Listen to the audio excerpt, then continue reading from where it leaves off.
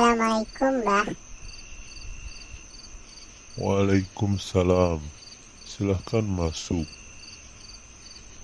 Oh, kamu mau nanyain kelanjutannya kemarin ya? Iya, Mbah. Tetapi sebelum kita melanjutkan yang kemarin, boleh tidak saya bertanya, Mbah? Mau nanya apa? Apakah rezeki hanya diatur oleh Allah saja, Mbah? Ya, itu betul. Hanya Allah yang dapat melapangkan rezeki dan menyempitkan rezeki. Dan juga, Mbah tegaskan lagi bahwa tidak ada namanya pesugihan yang halal, karena pesugihan berkesan negatif. Saya mengerti, Mbah. Jadi, bagaimana terusannya, Mbah? Kita lanjutkan ya. Ketiga, terus berusaha diiringi dengan sabar. Sabar itu apa sih, Mbah?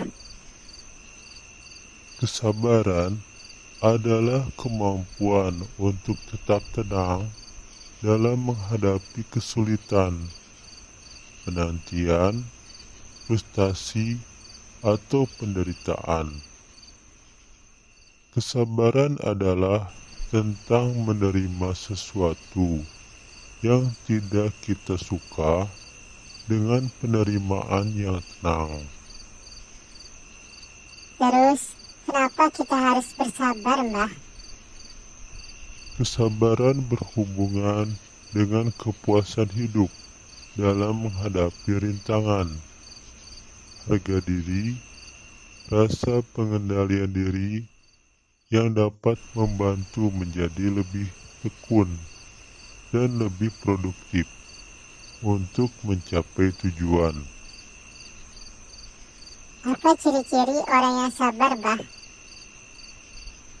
Orang yang sabar cenderung tidak mengabaikan manfaat dari sebuah hadiah jika terpaksa menunggu. Orang yang sabar tidak membutuhkan kepuasan instan, seringkali mempertimbangkan dengan hati-hati sebelum mengambil keputusan, dan cenderung tidak merenung atau merasa cemas. Terus, apa yang akan didapat oleh orang yang bersabar, Mbah? Orang yang sabar akan berusaha meningkatkan pencapaian tujuan, yang akhirnya akan meningkatkan kesejahteraan. Apa yang terjadi kalau kita tidak sabar, Mbah? Kemungkinan tidak akan dapat mencapai tujuan, karena ketika akan mencapai tujuan, orang yang tidak sabar sudah menyerah dan tidak melanjutkan usahanya. Dan juga kemungkinan terkena penyakit yang berhubungan dengan emosi negatif, seperti resiko penyakit jantung, kualitas tidur yang buruk, depresi, MAH, sakit kepala, diare, dan sebagainya. Lalu, bagaimana caranya agar kita dapat bersabar, Mbah? Tetap fokus dan menyusun ulang situasi. Maksudnya, Mbah? Maksudnya, selagi kamu berusaha dan menunggu hasil yang dicapai, bisa melakukan hal lain yang dapat memperbaiki usaha kamu supaya berhasil. Lalu apa lagi, Mbah, supaya saya bisa menjadi orang yang sabar? Dengan mencatat kemajuan yang didapat. Saya mengerti, Mbah. Silahkan lanjutkan. Keempat, taat atau patuh. Logikanya, jika kamu patuh sama orang tua kamu, maka orang tuamu akan senang dan akan memberikan apa yang kamu inginkan. Lalu, kenapa kita harus taat kepada Allah, Mbah? Ketaatan merupakan sikap tunduk atas semua perintah dan menjauhi semua yang dilarang oleh yang memiliki wewenang. Dan Allah merupakan Tuhan yang memiliki wewenang atau otoritas tertinggi. Kenapa saya selalu susah untuk taat atau patuh ya, Mbah? Kamu bermasalah dengan ketaatan, mungkin karena kamu merasa jauh. Pemberi wewenang tersebut dianggap abstrak, atau perintah dari pemberi wewenang tersebut tidak berhubungan dengan kehidupanmu. Sebenarnya, apa yang akan dicapai oleh orang yang taat, Mbah? Misalkan kamu dulu di sekolah, di mana kamu merasakan tekanan untuk mengerjakan soal dari guru yang memiliki wewenang. Sebenarnya hal tersebut merupakan sebuah proses untuk mencapai identitas, yaitu identitas kamu sebagai murid dari sekolah tersebut. Terus, kalau kita taat pada perintah Allah dan menjauhi larangannya, identitas kita sebagai apa, Mbah?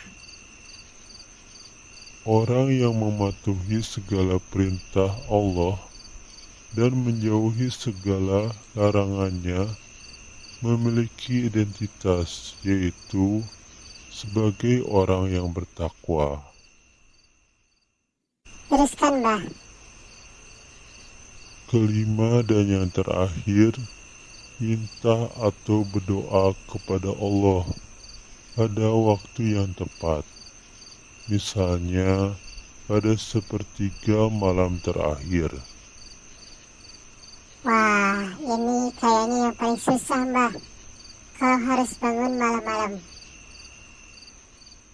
Kamu ini gimana? Ritual pesugihan juga kan malam-malam. Itu pun kamu harus mandi bunga 7 rupa. Nah, ini malahan yang dianjurkan agama, sama lebih ringan malahan kamu gak bisa. Gimana sih? Yang penting itu jangan sampai mengganggu jam biologis atau ritme sirkadian kamu. Kamu bisa tidur dulu sesudah sholat isya. Jangan melekan. Iya, Mbah. Maaf. Kira-kira jam berapa ya, Mbah? Ya, kira-kira waktu sahur. Kamu bisa bangun, terus wudhu, dilanjutkan sholat malam sebelum sholat subuh. Segitu yang Mbah tahu. Semoga kamu dapat menyelesaikan semua masalah kamu, khususnya masalah mengenai perekonomian kamu. Terima kasih atas nasihatnya, Mbah. Cukup sekian dulu.